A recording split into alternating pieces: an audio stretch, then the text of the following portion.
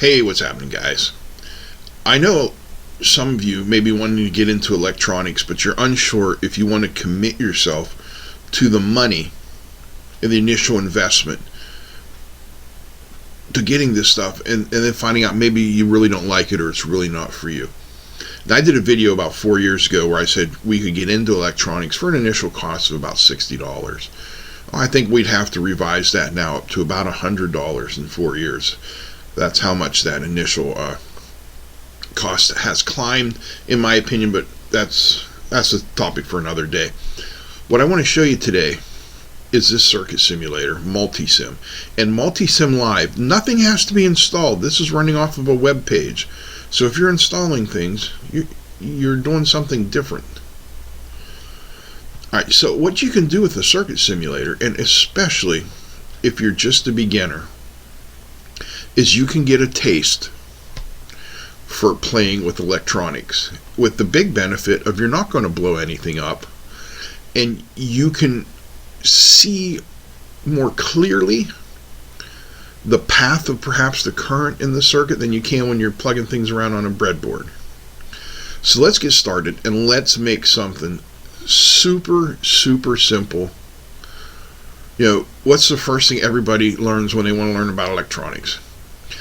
A battery, a light bulb, and a switch. So if we come over here to where all of our goodies are stored, indicator, lamp. So we can just take a lamp and place it here. Boom. It's a 12-volt lamp. You can make it a 6-volt lamp if you want. It really doesn't matter. And then we need a battery. Well, that would be DC voltage, VCC. So we can bring that in, and let's just place it right here. And we need to change its voltage up to 12 volts. So this slider allows me to move our voltage around, or resistance, whatever we're adjusting allows me to move it around. And then it only went up to 10 before. I needed 12, so I hit up by 10. You can go also 0.1. Just allows you to make fine adjustments. Next, a switch. We use a single pole, single throw switch, and we'll stick it here like that. So now we have all of the components of the most basic circuit ever. So what we need to do is we need to connect them together. So see how when I bring my pointer over to that diamond shape, it turns into a spool of wire? Then we just connect diamond shapes to diamond shapes. Just like this.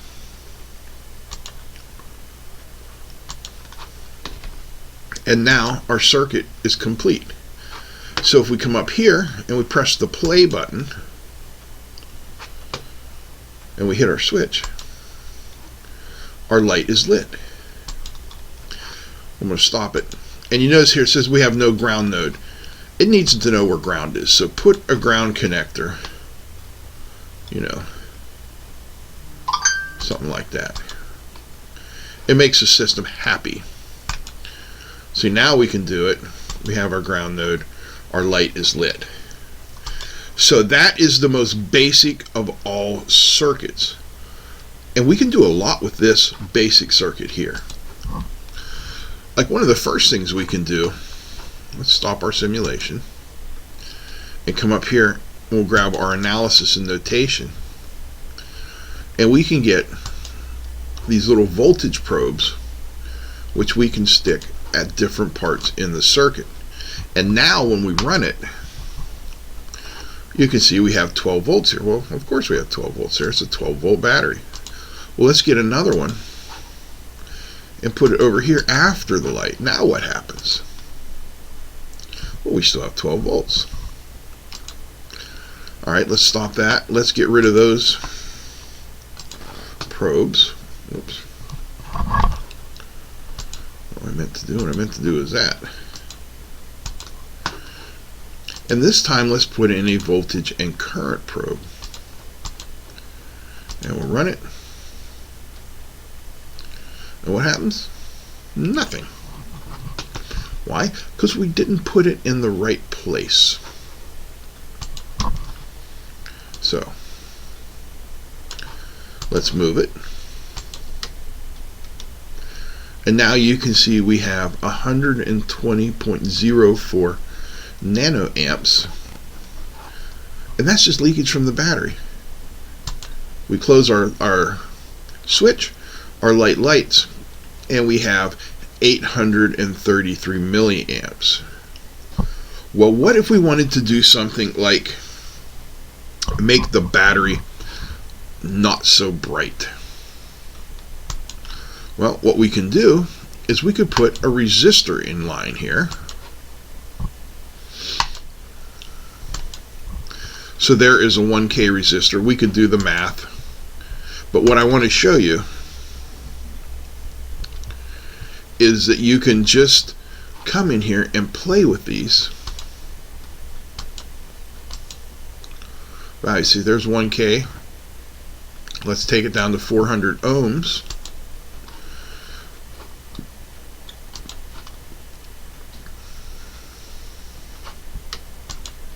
Why didn't our bulb light? Interesting. There's 120 nanoamps of leakage current. There's 28 milliamps. Well, obviously 28 milliamps isn't enough to light this, right? Neither is 1K. So what if we take it down? Let's see. 50 ohms. Well, now our bulb's lit. We have 186 milliamps. And you see how it is not as bright as it was. What if we change this to 1 ohm? Now we're at 779 milliamps. And our bulb is much brighter. So you can see how that can be useful just to learn how the different components work together. What if, well, let me think here. What if we take this circuit that we have here and change it just a little bit? Let's eliminate the light bulb, and in its place we place an LED.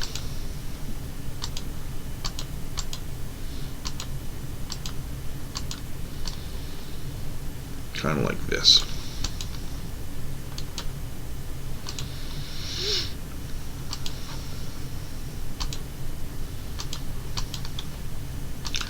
So now we have our LED. We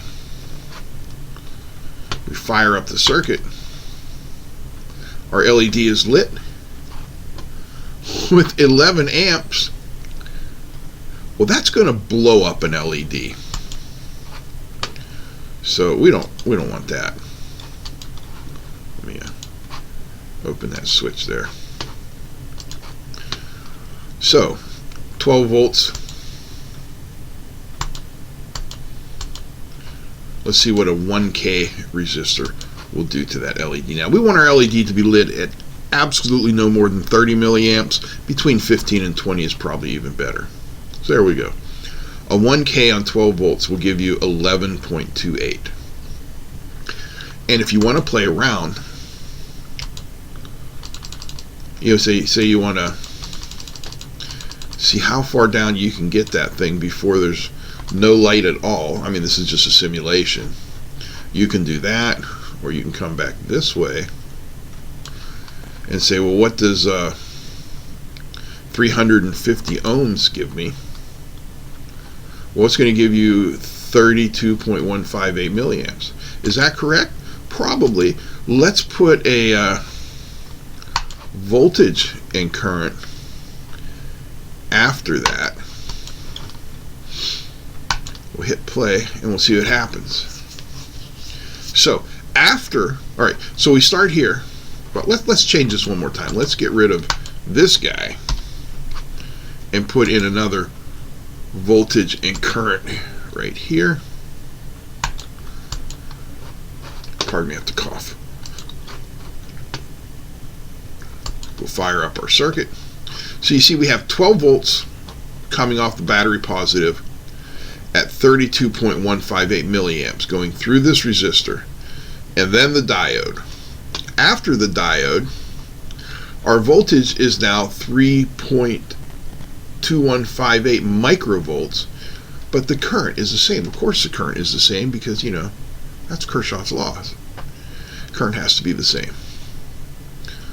Alright, so what if we take another one of these guys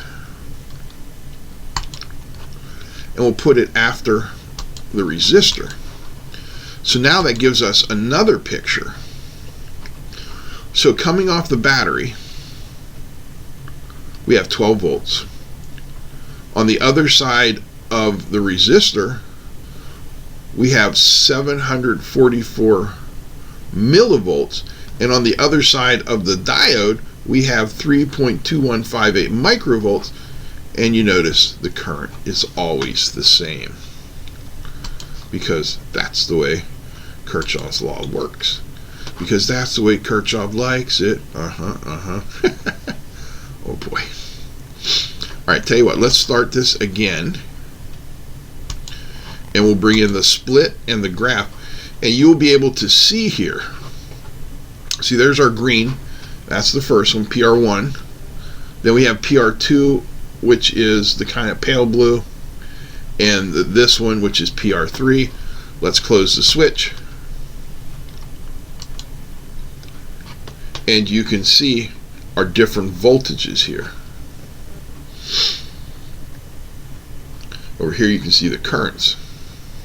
So we have voltage, and this is over time, 1 millisecond over division. This can be very useful, especially when you're dealing with AC currents or op amps or things like that. You can just have the grapher by itself, or we can just go back to the schematic. Either way it works. I truly believe that if you sat down and you played with this long enough, you could give yourself an understanding of the way basic electronics work. Alright, let's stop this. And let's get rid of some stuff here. Boom. Boom. Get rid of all these things. You don't have to watch me do this. Let's play this time with a 555 timer. Okay? You know I love 555 timers. We'll get our VCC. And we will bring the VCC to pin 8,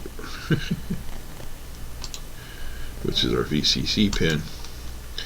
Pin 4, which is our reset pin. Reset, I can't talk. Also needs to go high. Okay. So now, excuse me, we need a resistor 1 to go in between pins 7 and 8. So our first resistor, and both of them are going to be the same, they're going to be 10K. So let's just plop that guy over there and make sure we know that he's 10K. Boom. 10K. Hey, that works.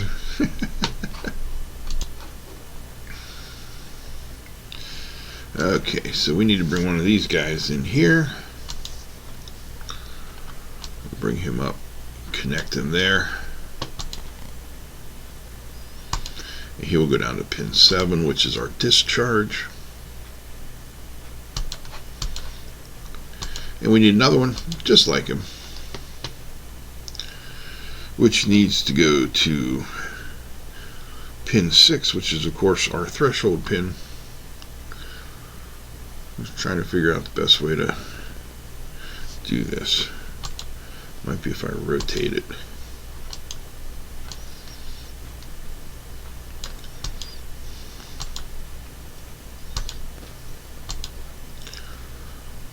I like it that.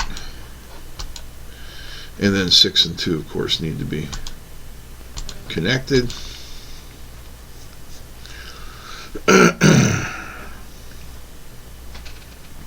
Oh, pin 5, our control voltage.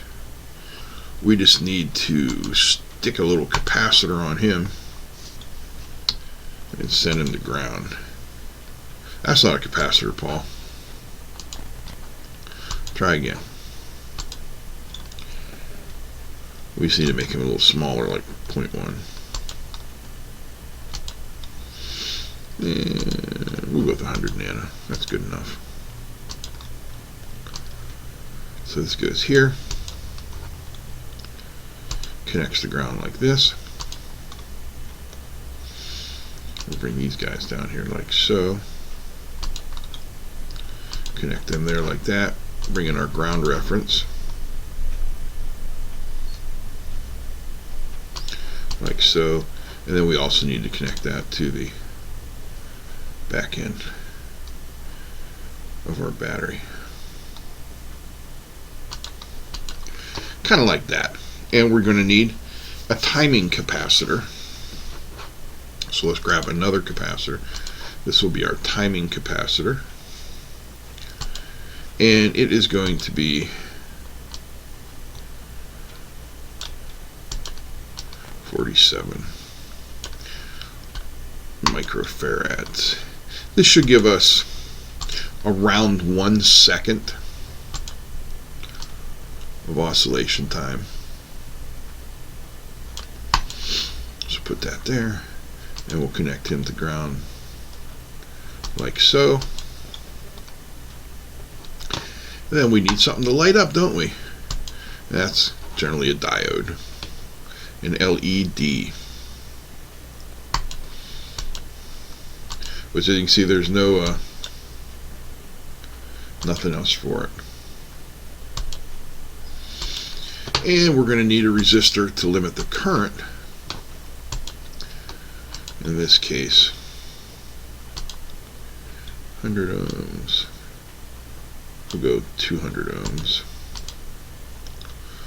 Rotate that. Get it there. Boom, boom. Everything connects back to our ground. And if I did everything right, this diode should blinky blink. And it's not.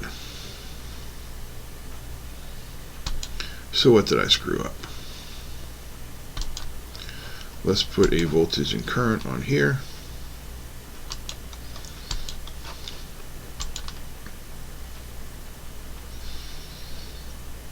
Huh. It's not turning off.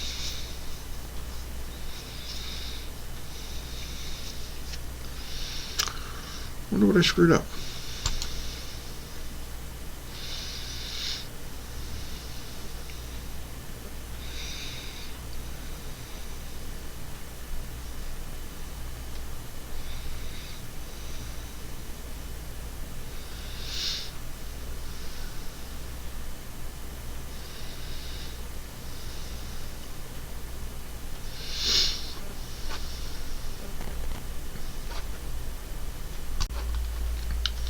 Okay, how many of you were actually yelling at the screen that I was using a diode and not an LED? When I saw that, I was just like, oh, Paul, really?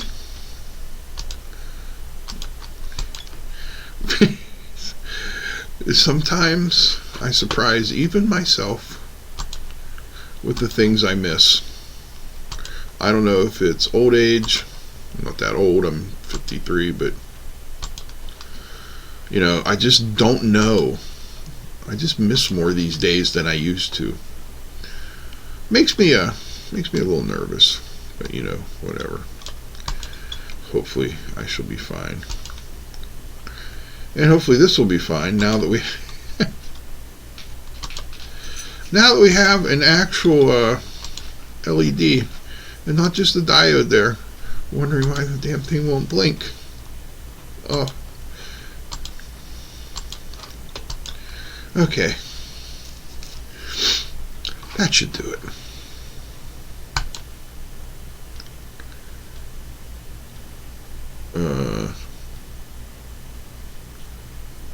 Should turned on. Why should no turn off? Oh, you gotta connect the probe. Of course you do, Paul. Alright, let's do voltage coming off the battery.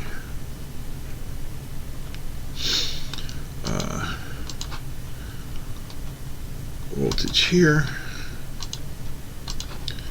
Voltage here. And voltage here. The purple one is going to be the most important one.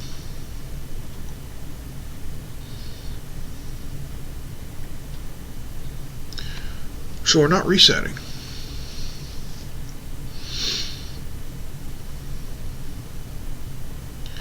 I'm watching what's going on here.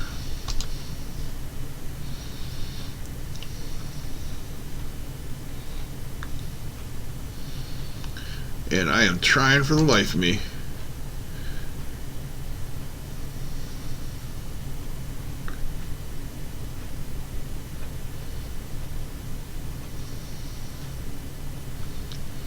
this is freaking me out. Why is this not working? Well, it is working. Just not as fast as I thought.